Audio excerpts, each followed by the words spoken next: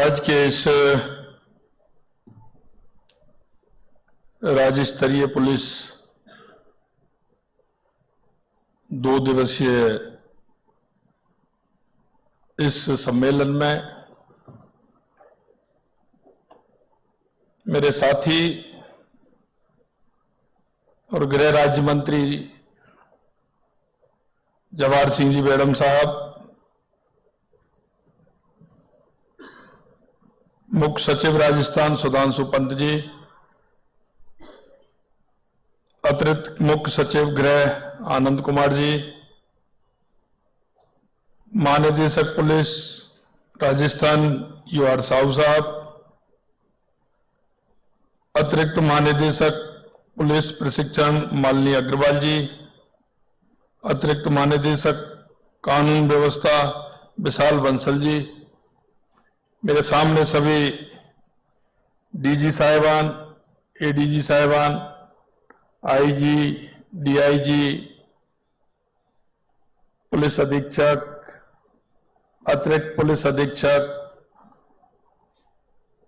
CO साहिबान, सभी inspector और इसके माध्यम से जिलों में जो कॉन्फ्रेंस के माध्यम से देख रहे हैं ऐसे सभी अधिकारीगण और इस कार्यक्रम में आए आप सभी अधिकारीगण, सबसे पहले तो मैं धन्यवाद देना चाहता हूं साहू साहब को कि उन्होंने जो केंद्र की मंशा थी और राजस्थान के अंदर जो हमारी DGP कॉन्फ्रेंस पूरे देश की हुई और ये शायद राजस्थान के इतिहास में पहली बार पूरे देश की यह कॉन्फ्रेंस हुई थी और आप इसी से विचार कर सकते हैं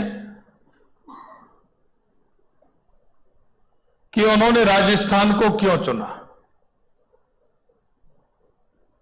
ऐसा नहीं होता है कोई भी कार्यक्रम होता है उसके पीछे हेतु नहीं हो, उसके पीछे कोई ना कोई हेतु होता है और इसीलिए देश के यशस्वी प्रधानमंत्री नरेंद्र मोदी जी ने राजस्थान को चुना। इसलिए मैं आपसे कहना चाहता हूं कि हम बहुत ही सौभाग्यशाली व्यक्ति हैं जो हमें ऐसी कॉन्फ्रेंस का या आयोजन और उसका हमें ठीक प्रकार से संचालन करने का अवसर मिला और मैं धन्यवाद देना चाहता हूं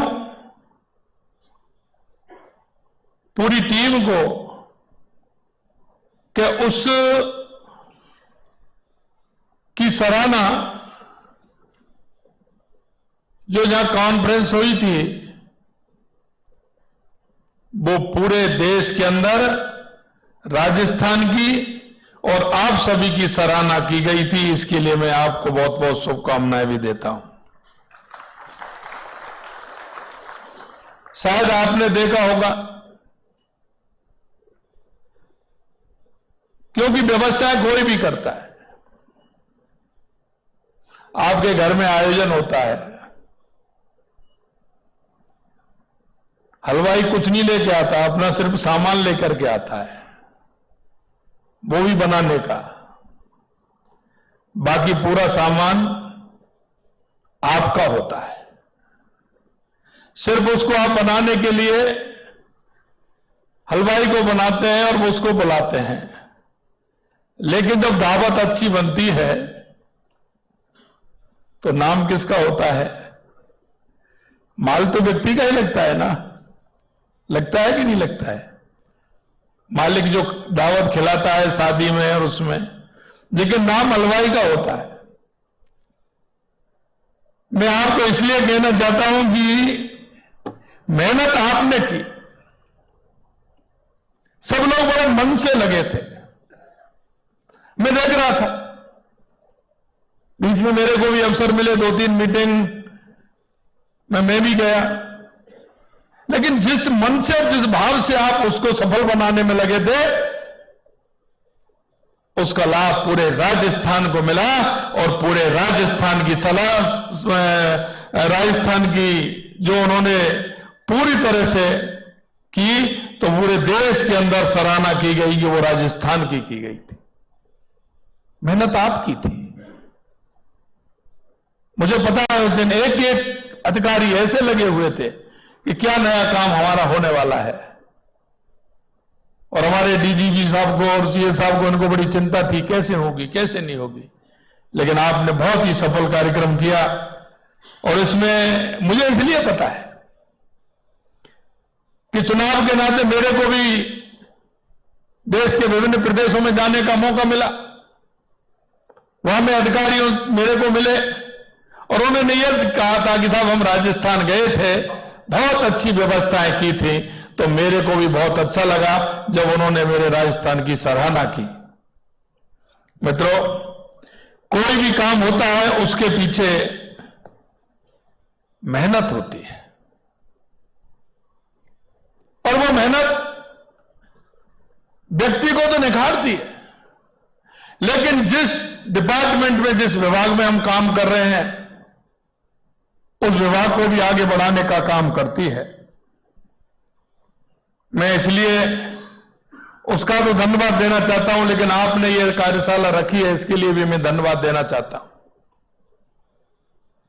आप 2 दिन रहने वाले हैं, मैं देख रहा था 8 एक आपके सत्र होने वाले हैं।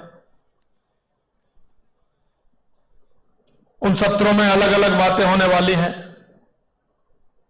हर तरह के क्राइम की चर्चा भी होने वाली है, और आपको यह भी पता है कि जो क्राइम करने वाला है वो हमसे आगे है, उसी का तोड़ हमें निकालना है। उसका तोड़ निकालते हुए उसका जवाब भी देना है, और उसने जो किया है उसका जवाब देकर के उसको आगे के लिए वो नहीं करे, ये भी हमें करना है। मैं आपसे इतना कहना चाहता हूं कि हमारे सामने चुनौतियां बहुत हैं, क्योंकि अपराध की स्थिति बदल गई है। पहले हम देखते थे कोई चोरी करता था, छोटा मोटा अपराध करता था, पकड़ लाते थे, लेकिन अब स्थिति बदल गई है। बदलती हुई स्थिति में हमको भी बदलना होगा, और हमको बदलने के लिए वो सारे प्रयास करने होंगे, आधुनिक संसाधन भी हमें जुटाने होंगे। और मैंने पहले दिन ही कहा था कि जो आवश्यकता हो, पुलिस महकमा के लिए जो आवश्यकता हो, आधुनिक, चाहे वो किसी भी तरह के संयंत्र हमें स्थापित करने पड़े जिससे अपराध रुके, हमें साधन और संसाधन के बिना हम काम नहीं कर सकते।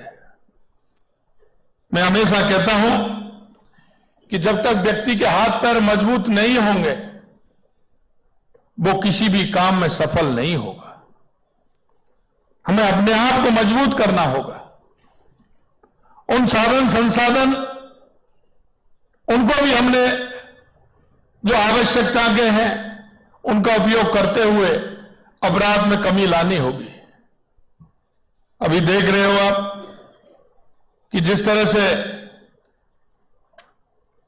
अपराधों में अलग अलग प्रकार के अपराध आ रहे हैं, और इस तरह के अपराध जिनका पता लगाना बड़ी दिक्कत होती है।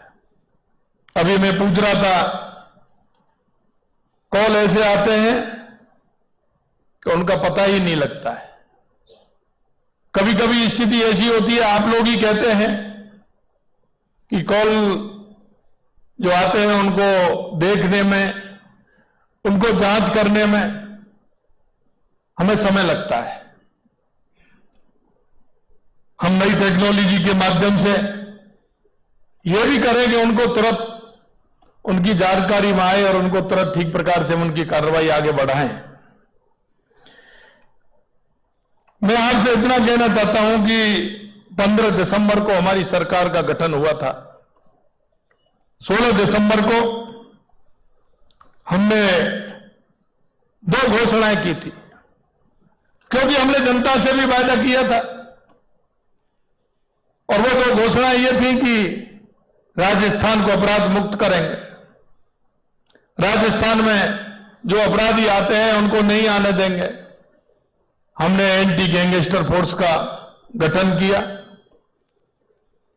जिसके माध्यम से राजस्थान में जो गैंगस्टर की स्थिति है वो किसी भी तरह से खत्म हो।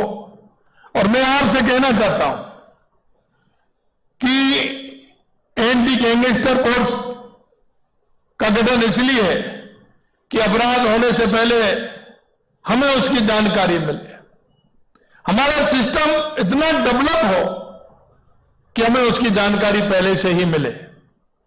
इसके लिए भी हमें काम करना है। इसी तरह हमने एसआईटी का गठन किया। मैं धन्यवाद देना चाहता हूं। एंटी गैंगस्टर फोर्स और एसआईटी गठन करने के बाद हमारी राजस्थान पुलिस ने ठीक प्रकार से उसके परिणाम देने का काम किया है। इसके लिए मैं आप सभी को बहुत बहुत बधाई और धन्यवाद देना चाहता हूं। मित्रों, जब हम काम करते हैं तो काम करते समय में लक्ष्य तय करना होता है, और जब अगर हमने लक्ष्य तय कर लिया तो लक्ष्य को कोई नहीं डिगा सकता। लेकिन लक्ष्य तय करने से पहले हमें सोचना होगा कि जो लक्ष्य हमने तय किया है इसके लिए हमें क्या क्या परिश्रम करना होगा, और उस परिश्रम के आधार पर हमें हमारी पुलिसिंग को ठीक प्रकार से किस प्रकार से कर सकते हैं यह भी हमें करना होगा। मैं उम्मीद है मुझे 2 दिवसीय कार्यशाला के दौरान पुलिसिंग के सभी आयाम पर विस्तृत चर्चा होगी। आज हमारे सामने कई तरह की चुनौतियां हैं, और उन चुनौतियों के माध्यम से हमें निकलना होगा, क्योंकि विशेष समूह है। कभी धार्मिक कट्टरपंथा भी हमारे सामने आती है, तो कभी हमारे सामने वो घटनाएं आती हैं जो साइबर क्राइम जैसी घटनाएं हों। उन घटनाओं को रोकने के लिए जिस तरह का प्रयास राजस्थान में किया है, विशेषकर मेवात में किया है, इसकी काफी सराहना है। मैं इसके लिए भी आपको धन्यवाद देता हूं। साइबर क्राइम के रूप में हमारे सामने अगर सही मायने में कहे तो एक राक्षस जैसा मुंह फाड़े खड़ा है कि जो साइबर क्राइम की स्थिति पूरे देश के अंदर बढ़ती जा रही है। हमें इसके लिए, मैंने कहा था कि इसके लिए हमें कोई अभियान चलाना चाहिए, और उस अभियान के माध्यम से ऐसे लोगों को अगर कड़ी सजा मिलेगी तो निश्चित रूप से साइबर क्राइम भी हमारा कम होगा। लेकिन इसमें मैं एक बात और हमेशा कहता हूं, ये साइबर क्राइम में कभी कभी दोनों व्यक्ति दोषी होते हैं। हमारे मेवात में होता है, उन सभी को पता है कि यहां जगह जगह पुलिस ने लिखा रखा है कि नक्कालों से सावधान, सोने की ईंट खरीदने से बचें। लेकिन फिर भी लोग उसके जाल में आ जाते हैं। कई लोग तो मैंने ऐसा देखा है कि मेरे पास कहीं से बारिश में आते थे, वो कहते थे कि हमारे साथ धोखा हो गया। क्या धोखा हो गया? कि साहब हमको ये सोना दे करके गया था, पीतल निकल गया। अरे वो तो धोखा दे के गया, लेकिन आप भी तो उसको धोखा दे रहे थे। आप भी तो 1 लाख के माल को 5,000 रुपए में खरीद रहे थे, तो उससे बड़े दोषी तो आप ही हैं। और इस तरह के जो धोखे धड़ाके जो होते हैं, मैं कहना चाहता हूं, दाने को तो खाना चाहते हैं, तो जाल से कैसे बच पाओगे? जाल तो इसीलिए डाला, इसीलिए तो डाला है कि आप जाल में आए। तो इसको भी थोड़ा सा, जो उसमें फंसने वाले हैं वो किस रोग के कारण फंसे हैं, उन पर भी कहीं ना कहीं कोई आपराधिक कानून के आधार पर जुर्म बनता है, लेकिन हम उनकी तरफ ध्यान नहीं देते। क्योंकि वो भी 10 जगह जाकर के इस बात को कहेगा कि मैं भी तो फोकट में ही लेना चाह रहा था, मैं भी उसको 10 रुपए के माल को 1 रुपए में लेना चाह रहा था। तो उनके साथ भी कोई ज्यादा ऐसा नहीं है कि उसका ये हो गया, क्योंकि वो भी कोई साहूकार नहीं है, वो भी पहले उसको जाल में फंसाना चाहता था, लेकिन वो भी अपराधी है, तो उसके साथ भी कोई ऐसा व्यवहार करने की आवश्यकता नहीं है। ऐसे लोगों के साथ भी कड़ा व्यवहार किया जाए जो सस्ते में माल खरीदने का काम करते हैं। बाद में जब फंस जाते हैं तो वो पुलिस के पास आते हैं, लेकिन उनको भी देखना चाहिए। एक मैं आपसे इतना कहना चाहता हूं कि हम कोई भी काम करते हैं, हमको काम करते समय कुछ बातों का ध्यान रखना होगा। हम जब इस बेड़े में आए थे, हमारे अंदर के सपने कुछ और थे, और जिन सपनों को सोच करके आए थे, पिताजी ने भी उम्मीद की थी, माताजी ने भी उम्मीद की थी, घर वालों ने भी उम्मीद की थी, और आपके मन में भी जब ट्रेनिंग कर रहे थे तो तड़पन थी, मन में बड़ी आशाएं और गंभीरता में आप लोगों से बात करते थे। और नहीं मानो तो आप पुरानी बातें याद करके देख लीजिए, आपके मन में काम करने का जज्बा था। उस जज्बे को आप इतना मानते थे कि नहीं, मुझे ये करना है, मुझे ये भी पदक लेना है, मुझे ये भी करना है, और मुझे ये काम करना है। लेकिन मैं आपसे कहना चाहता हूं कि जिस बेड़े में आप जिस आशा विश्वास के साथ और जिस मन और भाव के साथ आए थे, उस मन और भाव को मत टूटने। क्यों कि आप राष्ट्र के सेवक हैं, आप प्रदेश के सेवक हैं, आपके ऊपर राजस्थान की 8 करोड़ जनता आपके ऊपर भरोसा करती है। राजस्थान की 8 करोड़ जनता आपकी तरफ देखती है। कोई भी प्रदेश की अच्छाई और बुराई, उसका आंकलन सबसे पहले आपके द्वारा होगा। उसकी अच्छाई का और उसकी बुराई का आंकलन लोग आपके डिपार्टमेंट के द्वारा लगाते हैं। अच्छा काम होता है, लोग सर आंखों पर बैठा लेते हैं। लेकिन मैं एक बात कहना चाहता हूं कि अच्छा काम जब होता है, मन को भी प्रसन्नता होती है, और समाज के प्रतिनिधियों जो आपके हैं उनको भी प्रसन्नता होती है। लेकिन अब थोड़ी सी बात अगर कोई गड़बड़ हो जाती है तो वही लोग जो आपकी प्रसन्नता करने वाले हैं, वही आपके बारे में आपने नहीं सुना होगा, वो कहने लग जाते हैं, वो कहने लग जाते हैं। इसलिए मैं कहना चाहता हूं कि हमारे जो हमने सरकार में जो 3-4 हमने वायदे किए हैं, हमारा पहला काम है भ्रष्टाचार के प्रति 0 टॉलरेंस। और मैं आपसे इसलिए कह सकता हूं कि अगर हम ठीक प्रकार से अगर चलेंगे तो निश्चित रूप से राजस्थान में ऐसे लोगों जो इस भ्रष्टाचार से वो परेशान है, उस जाल में फंसते फंसते फंसते फंसते वो अंत में ये देखते हैं कि हमें क्या करना चाहिए। हमें ऐसे लोगों को बचाने के लिए हमें काम करना चाहिए। और हम 0 टॉलरेंस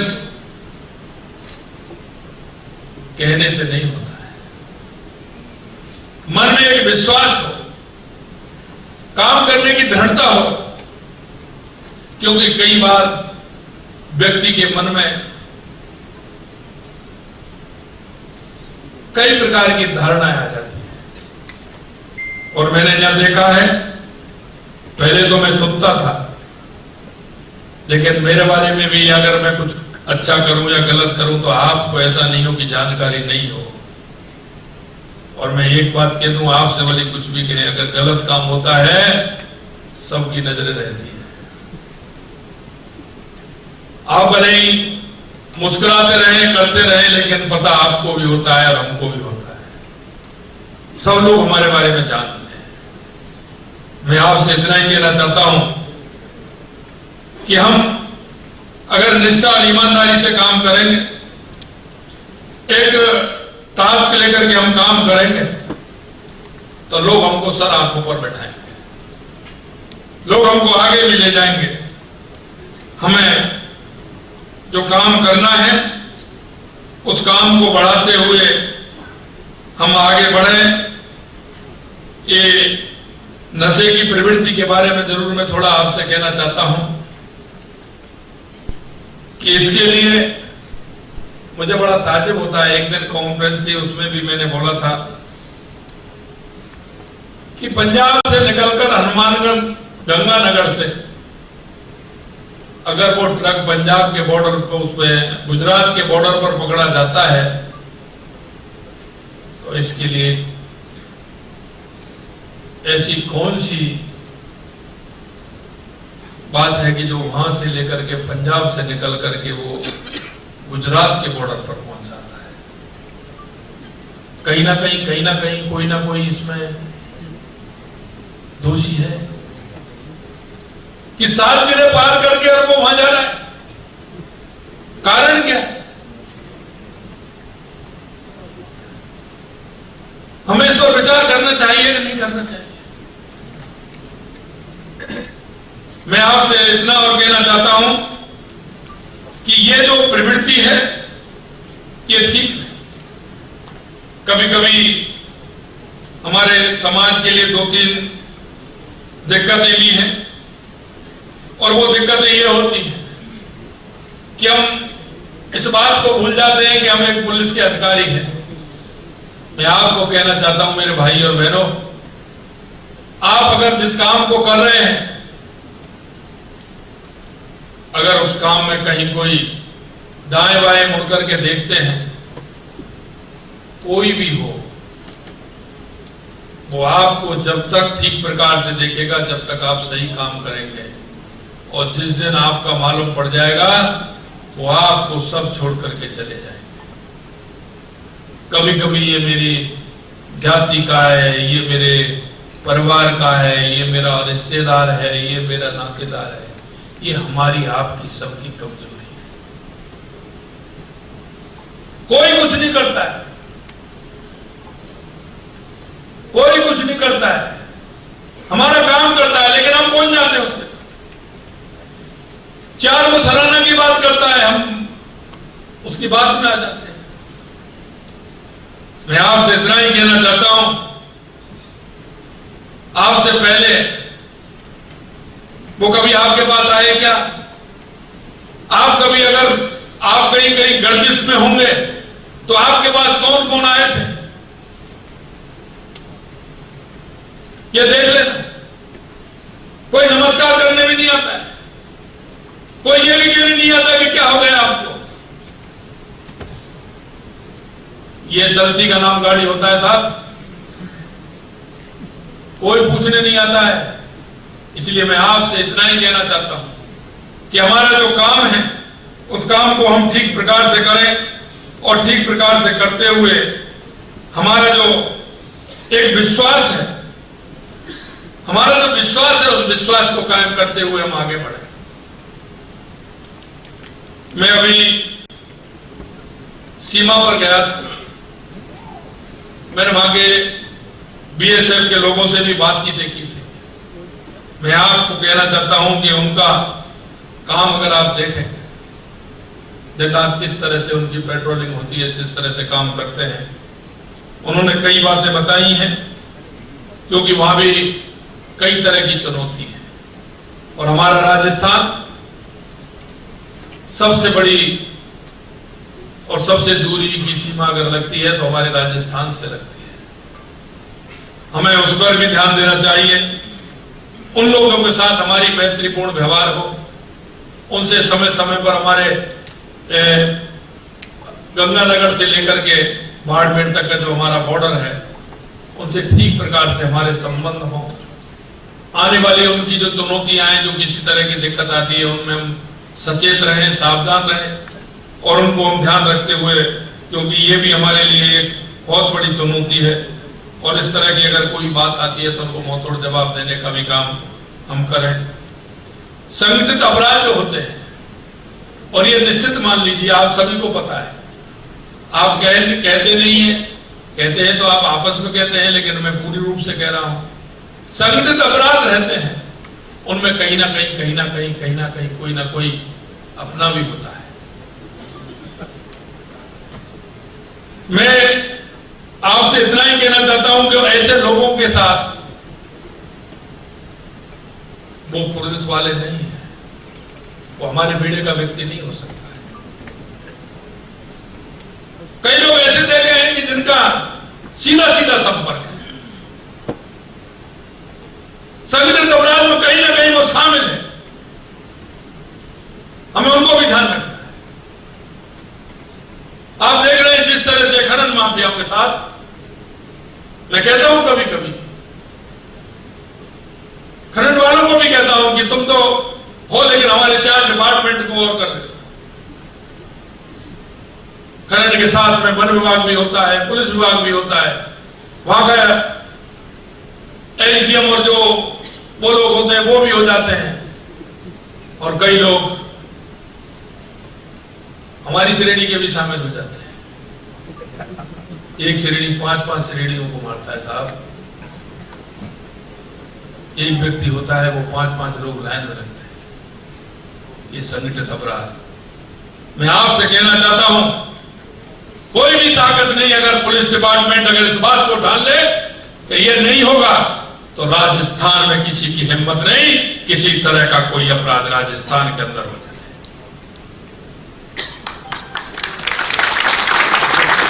मैं आपसे,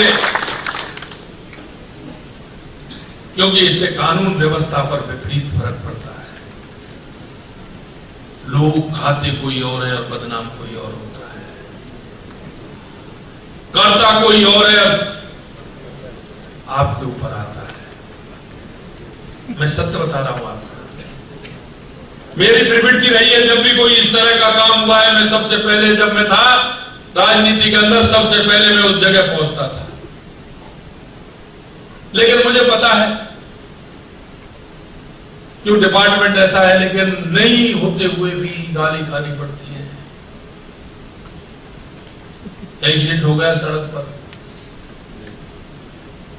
एक्सीडेंट हो गया, गलती किसी की है, आपने भेजा था क्या?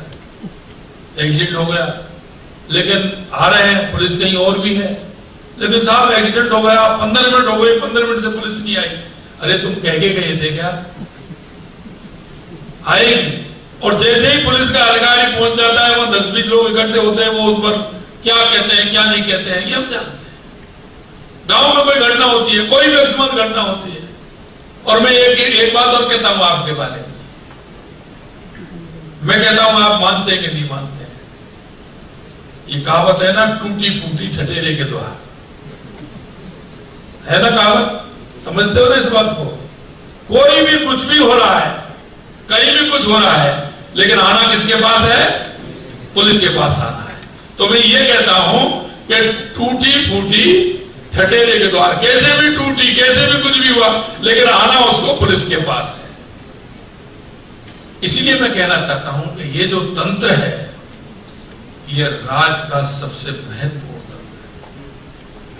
कोई भी राज बिना दंड के नहीं चल सकता, ये भी मैं आपसे कहना चाहता हूं। लेकिन दंड की परिभाषा क्या हो, ये हमें सुनिश्चित करनी पड़ेगी। दंड की स्थिति क्या हो, ये हमें सुनिश्चित करनी पड़ेगी। कोई भी तंत्र हो, हमेशा दंड के बिना कभी राज नहीं चला, और उसका कारण यह है कि किसी कानून को मनवाने के लिए, कानून से ठीक प्रकार से पालन करवाने के लिए वो आवश्यक होता है। और मैं आपसे सारी बातें इसलिए साझा कर रहा हूं कि इतना बड़ा आप सभी इंस्पेक्टर से लेकर के डीजी साहब सब यहां बैठे हैं, तो मैं कुछ बातें आपसे इसलिए भी कहना चाहता हूं कि हमारा उद्देश्य स्पष्ट हो।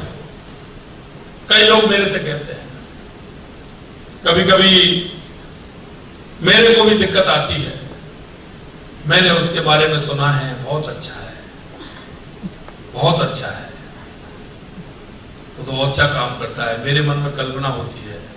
लेकिन कभी कभी जब मेरे पास आते हैं और जब मैं प्रोफाइल मंगवाता हूं और कहता हूं लाइए, तो मन में मेरे में विचार आता है कि आखिर क्या हुआ, आखिर क्या हुआ। आज मैं अस्पताल गया था, अस्पताल में कुछ मेरे को बेटियां मिली जो नर्सिंग की थी, उनसे बात करने का मौका मिला। मैंने उनको यही बात कहा, मैंने देखिए परमात्मा ने आपको सेवा के लिए भेजा है। डॉक्टर और नर्सिंग के 24 घंटे हैं, कभी भी कोई मरीज आ सकता है, कभी कोई परेशानी आ सकती है। मन में कभी ये मत करना कि हमको ये हो गया, क्योंकि आप सेवा के निमित्त हैं, आपको काम करना है। और ये जो लोगों की दुआ है ना, यही सबसे बड़ी बात होती है। और वही बात मैं आप लोगों से कहना चाहता हूं मेरे भाइयों, कि हम सबको मिलकर के जिस उद्देश्य से हम आए थे, आपसे ज्यादा सौभाग्यशाली कोई नहीं। आईपीएस और आरपीएस अधिकारियों को मैं कहना चाहता हूं, इंस्पेक्टर है हमारे सभी, क्योंकि जब आपको देखता है, आप भर्ती में होते हैं, तो जो नहीं जानता है ना, वो भी आपको राम राम करके जाता है कि नहीं जाता है? बताइए ना सर, आप रास्ते में निकलते हैं तो आपको नमस्कार करते हैं कि नहीं करते हैं?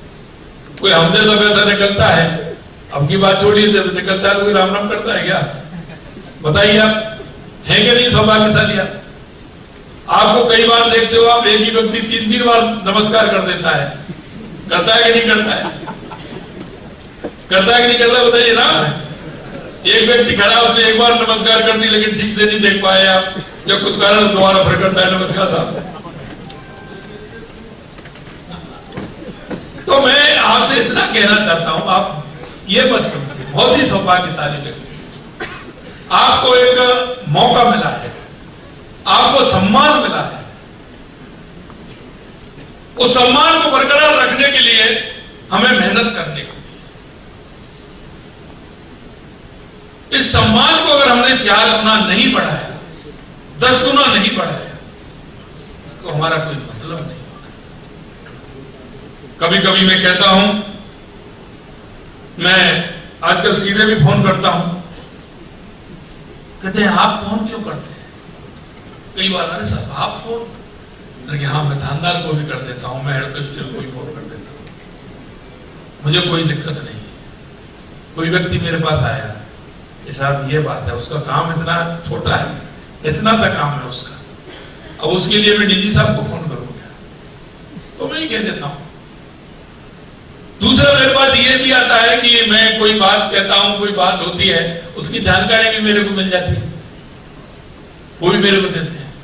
आजकल मेरा सुबह का टाइम जो होता है, लोग मेरे से कहते हैं आप लेट हो जाते हैं, हाँ मैं हो जाता हूं, लेकिन सुबह मेरे 2 घंटे ऐसे होते हैं कि मैं उन लोगों से बात करता हूं जो मेरे पास घर पर फोन आते हैं और जहां उनकी शिकायत आती है कि ऐसा काम मेरा है, ऐसा काम मेरा है, तो मैं सीधे उनको सुबह 8 बजे से लेकर के 10 बजे तक, पौने 10 बजे तक मैं उनको फोन लगाता हूं। सीधे में 70, 80, 60, 70, 75 लोगों से मेरी बात होती है।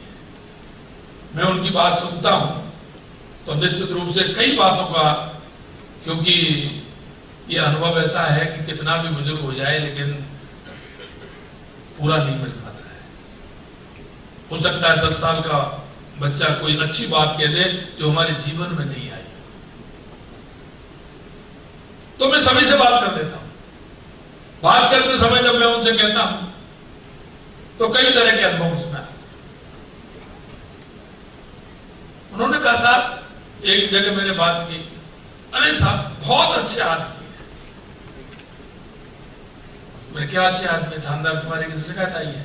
नहीं नहीं साहब, हॉस्पिटल में गए। अब देखिए, अब वो उस व्यक्ति की कल्पना क्या है, गांव का व्यक्ति है, कि नहीं साहब क्या हो गया कि साहब वो एक आदमी गिर गया था, उसको थानेदार जी अपनी मोटरसाइकिल पर लेकर के गए, उनकी पूरी वर्दी खून में खराब हो गई थी, लेकिन वो हॉस्पिटल करके आए और अपने पास से उसको इलाज करा करके, और जब उसको छोड़ करके आए, उन्होंने घर वालों को फोन किया और बताया।